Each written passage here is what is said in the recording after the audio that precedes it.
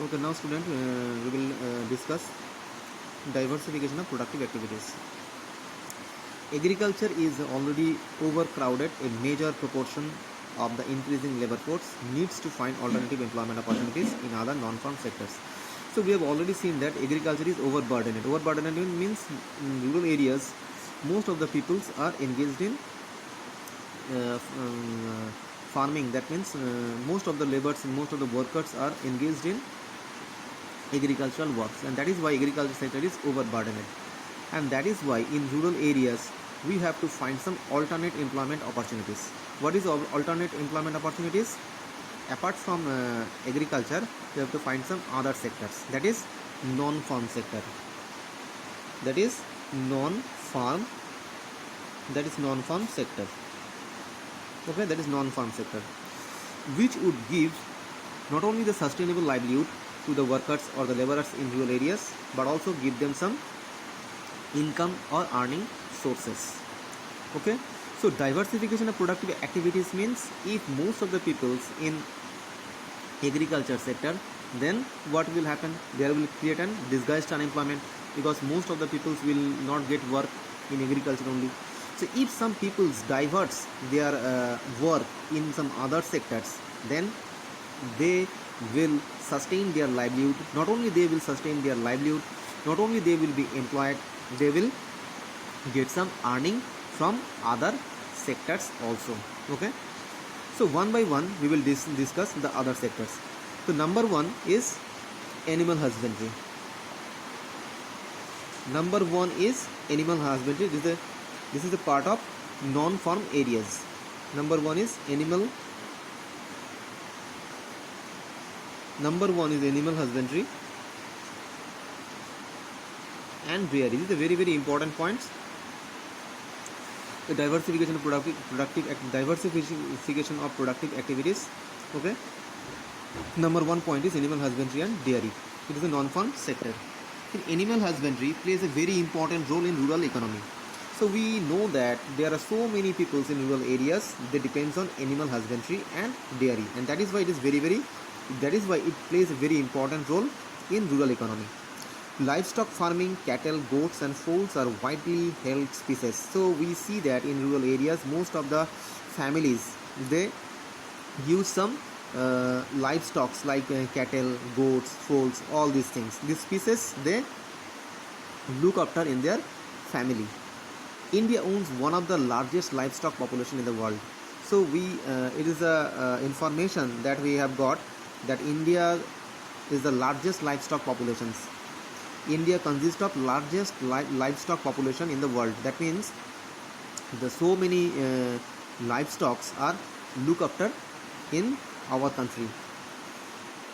Among animal husbandry, among livestock, poultry accounts the largest share. That means 42% share consists of poultry farming. That means there are so many livestock like camels, asses, horses, ponies, mules, poultry. There are so many livestock we have seen in rural areas, also in urban areas also. But poultry farming shares 42% of livestock farming. Livestock production provides increased stability in income, food security, transport, fuel and nutrition of the family. So livestock farming not only gives income to the rural families, but livestock farming also gives some food security, because this livestock farming also gives them food security from poultry, from camel, from asses, from ponies, from mules. These are the livestock that gives some food security also. These livestock also gives them transport. These livestock also gives them fuel. These livestock also gives them nutrition to their families also. And these livestock never disrupting their other productive activities.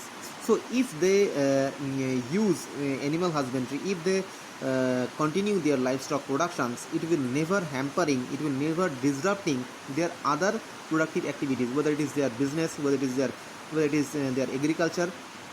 It will never hamper or never disrupting their other activities. Livestock sector provides alternate livelihood option to over 70 million small and marginal farmers. So in rural areas, we see that 70 million people's livelihood depends on livestock farming. Okay, in India, 70 million, more than 70 million people, that means most of the small and marginal farmers, they depends on livestock farming, including landless laborers also. That means some landless laborers also depends on livestock farming, because these livestock farmings give them a share of income every month or every year, and this livestock farming gives them not only income, their food security also. Some significant member of women also employed in livestock farming. Nowadays we see that there are so many women are employed in livestock sectors. There are so many women in rural areas, they are engaged in livestock sectors. The performance of the Indian dairy sector in the last 3 decades has also been quite impressive. So dairy sector also an important sector. It gives us some employment also, it gives us some income also. That means this dairy sector gives us employment and share of income also, and that is why the performance of Indian dairy sector in the last 3 decades is also quite impressive. In 1950, the production of milk was 70 million tons. In 1950, we see that in 1950 in our country, the production of milk was 17 million tons, whereas in 2006-7 we see that the milk production increases to 100 million tons of milk production. Okay, and in India now it is the largest milk producer in the world. Now India is the largest milk producer in the world, and this can be attributed to the successful implementation of Operation Flood from 1966 onward. So there is a program we will discuss later, that is Operation Flood, and due to this Operation Flood, the huge production of milk we have seen in our country. Meat, eggs, wool and other byproduct also emerging as important productive sector for diversification. So if we engaged in milk production, at the same time we get some byproduct also from this cattle, like meat, eggs, wools and other byproducts, and these byproducts also give some income to those families also. Okay, so this is the importance of animal husbandry and dairy in India. Okay, next point we will discuss fisheries in our next video.